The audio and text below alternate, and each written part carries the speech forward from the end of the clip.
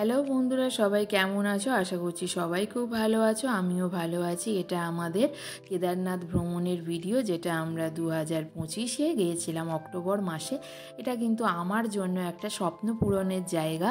আমি সবাইকে বলেছিলাম চলো কেদারনাথ ঘুরেই আসি, এটা আমার খুব মনের ইচ্ছা ছিল। সেই জন্যই বাড়ির সবাই মিলে চলে গিয়েছিলাম কেদারনাথ ভ্রমণে আমার ইচ্ছাটা রাখার জন্য। আর বলি, এখানে কিন্তু কেউ রিল দেখে বা ভিডিও দেখে এসো না। যদি মনে ভক্তি এবং পায়ের জোর থাকে তাহলেই কিন্তু এখানে এসো, কারণ প্রচুর কষ্ট, এখানে আসাটা প্রচুর কষ্টের। আর বাবা ডাকলে তারপরেই তুমি এখানে আসতে পারবে। প্রথমে আমরা যেটা বলি, আমরা গিয়েছিলাম কলকাতা স্টেশন থেকে সাহারানপুর, কারণ আমরা মেন লাইনের টিকিট পাইনি, যেগুলো কুম্ভ এক্সপ্রেস বা উপাসনা এক্সপ্রেস করে হরিদ্বার যায়, সেই টিকিটটা কিন্তু আমরা পাইনি।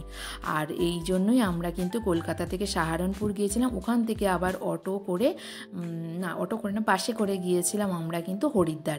দেখতেই পাচ্ছ হরিদ্বার স্টেশনে কিন্তু আমরা নেমে পড়েছি, এবং হরিদ্বার স্টেশন থেকে কিন্তু আমরা গাড়ি বুক করে নিয়েছিলাম, প্রাইভেট গাড়ি, যেটা আমাদের নিয়েছিল 30,000-এর মতো। তোমরা বাসেও যেতে পারো, বাসে পার হেড 1000 টাকা। ওখান থেকে তোমাদের হরিদ্বার থেকে যেতে হবে সোনপ্রয়াগ থেকে যেতে হবে গৌরীকুণ্ড। আর এটা কিন্তু সোনপ্রয়াগ যেতে কিন্তু সারাদিন লেগে যায়। সকালবেলা বাসে উঠলে তোমরা গিয়ে পৌঁছবে রাত্রিবেলা, সেখানে তোমাদের রাত্রে থাকতে হবে গৌরীকুণ্ড। ওখান থেকে পরের দিন সকালবেলা আমরা ভোর 4টের সময় রওনা দিই। ওখান থেকে গৌরীকুণ্ড পৌঁছাই, 2-3 ঘন্টা সময় লাগে। গৌরীকুণ্ড থেকে কিন্তু 22 কিলোমিটার পায়ে হাঁটা রাস্তা কিন্তু প্রচুর খাড়াই, এবং রাস্তা কিন্তু খুবই পুরো পাথুরে রাস্তা। অবশ্যই কিন্তু তোমরা ভালো করে পায়ের জুতোটা খুব ভালো নেবে। আর আমরা নিজেদের গাড়ি কেন নিয়েছিলাম, আমাদের আশেপাশে যে সাইট সিনগুলো আছে সেগুলো আমরা দেখতে দেখতে যাব বলেই নিজেদের গাড়ি নিয়েছিলাম। যেটা তোমরা আগে দেখলে ওটা হচ্ছে সোনপ্রয়াগ ছিল, যেটা হচ্ছে তোমাদের হচ্ছে দেবপ্রয়াগ একটা নাম এটার। এখানে হচ্ছে ভাগীরথী এবং গঙ্গা কিন্তু মিলিত হয়েছে। আর রাস্তার কথা বলি, এখানে কিন্তু তোমরা পিট্টু পালকি, হেলিকপ্টার সবই পেয়ে যাবে। হেলিকপ্টারে 8,000 টাকা যাওয়া আসা নিয়ে একজনের ভাড়া, পিট্টু পালকিতে তোমার 8,000 থেকে 10,000, এবং ঘোড়া হচ্ছে 3,500 টাকা। কিন্তু এত কষ্ট করে যাবে, গিয়ে যে উপরে তোমাদের লাস্টে 4-5 কিলোমিটার মনে হবে যে আর পারছি না, কারণ আমাদের যারা হেঁটে উঠেছিল তারা সকাল 6টায় রওনা দিয়েছিল, সন্ধ্যে 6টায় গিয়ে পৌঁছেছিল। সেই জন্য খুবই কষ্টের রাস্তা, কিন্তু ওপরে যখন গিয়ে দেখবে দৃশ্য তোমার মন ভরে যাবে, কষ্টটা আর কষ্ট মনেই হবে না। এই যে টেন্টগুলো দেখতে পাচ্ছ, এই টেন্টগুলোতেই আমরা ছিলাম। এখানে প্রচুর হোটেলও আছে, কিন্তু হোটেলগুলোয় 8,000 10,000 টাকা পার হেড ভাড়া, সেই জন্য আমরা ওই হোটেলে থাকিনি, এই টেন্টগুলোতে আমরা ছিলাম। অবশ্যই কিন্তু টেন্টগুলো তোমরা নিতে পারো, 1,000 টাকা নেয়, 1,200 টাকা নেয় সিজন অনুযায়ী, কিন্তু অবশ্যই কিন্তু তোমরা রুম হিটার নিয়ে নেবে।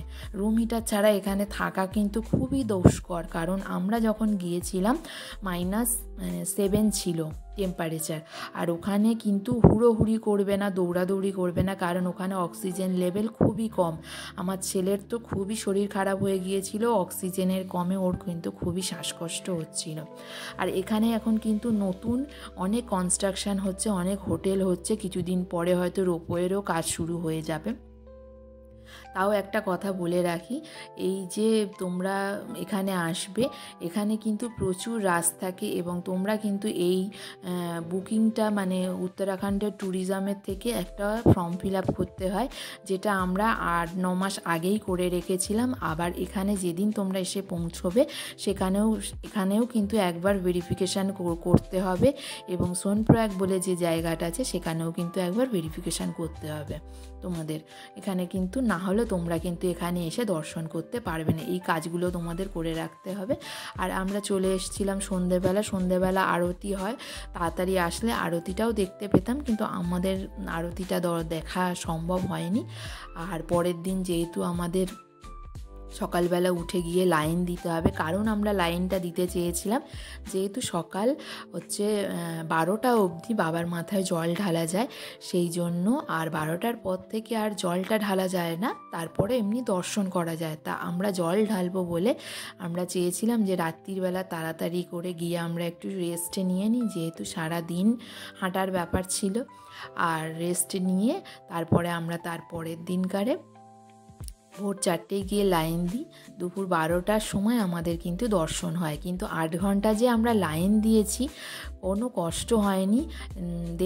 দেখতেই তো পাচ্ছ বাবার ভক্তদের কেমন উন্মাদনা লাইনে দাঁড়িয়ে, সেই জন্য এতক্ষণ যে লাইন দিয়েছি মনে হয়নি। আর লাইন দেওয়ার পর ভিতরে তো ক্যামেরা অ্যালাউ নেই, সেই জন্য ক্যামেরা করা যায়নি। ভিতরে তো মানে খুবই সুন্দর। বাবার এখানে যে বলা হয় যে মহাভারত যখন যুদ্ধ করেছিল পঞ্চপাণ্ডব, তাদের পাপ খণ্ডানোর জন্য শিবের মানে মহাদেবের পুজোর করবে বলে পঞ্চপাণ্ডবরা যখন চারদিকে ঘুরে বেড়াচ্ছিল কিন্তু বাবা তাদের দর্শন দিচ্ছিল না, তখন মহাদেব এই জায়গায় এসে ভগবান ভীম তাকে দেখতে পান এবং বাবাকে চেপে ধরেন, এবং বাবা তখন সঙ্গে সঙ্গে মাটির তলায় ঢুকে যান। কিন্তু বাবার কুঁজোটা মানে পিঠের অংশটা ভগবান ভীম ধরে ফেলেন, সেই জন্যই এখানে কিন্তু পিঠের পুজোর অংশটাই পুজো হয়। এবং উত্তরাখণ্ডের 5টা মন্দির আছে, যেটা পঞ্চ কেদার নামে পরিচিত। বাবার 5টা অংশ সেখানে পড়ে এবং সেখানে 5টা জায়গাতেই পুজো হয়। আর এখানে আমরা মনে মনে ভাবছিলাম লাইনে দাঁড়িয়ে যে যাতে আমরা 12টার মধ্যে দর্শন করতে পারি, নাহলে 12টা থেকে আবার 2টো পর্যন্ত কিন্তু বন্ধ হয়ে যাবে মন্দির। আমরা এটাই প্রেয়ার করছিলাম যে যাতে তাড়াতাড়ি করে আমরা দর্শনটা অন্তত করে নিতে পারি আর এবং জলটাও ঢালতে পারি, যেহেতু 12টার পরে আর জল ঢালা যাবে না। তারপর আমরা পুজো টুজো দেওয়ার পরে একটু আশেপাশটা ঘুরে নিচ্ছিলাম, কারণ ওই দিনেই আমাদের নিচে নেমে যাওয়ার কথা ছিল। আর আশপাশটা দেখছো তোমাদের কতই সুন্দর। এখানে সবাই নিজের মনস্কামনা অনুযায়ী এখানে এই নুড়িগুলো দিয়ে রাখে। আমিও আমার মনস্কামনা অনুযায়ী পরপর সাজিয়ে দিচ্ছিলাম। জানি না কতটা কি পূরণ হবে, অবশ্যই পূরণ হবে আশা করছি বাবার আশীর্বাদ থাকলে। আর এই হচ্ছে আদি শঙ্করাচার্যের মূর্তিটি, এইটাই হচ্ছে এখন তৈরি করা হয়েছে। ইনিই হচ্ছে কেদারনাথ মন্দিরটি তৈরি করেছিলেন। আর এখানে নেটওয়ার্কও কিন্তু খুব ভালো, 5G পায়। তোমরা কিন্তু অবশ্যই যেও, খুব ভালো লাগবে। আর আমাদের ভিডিওটা তোমাদের কেমন লাগলো অবশ্যই জানিও। যদি ভালো লাগে একটা লাইক করে দিও, কোনো কিছু জিজ্ঞাসা থাকলে কমেন্ট করো।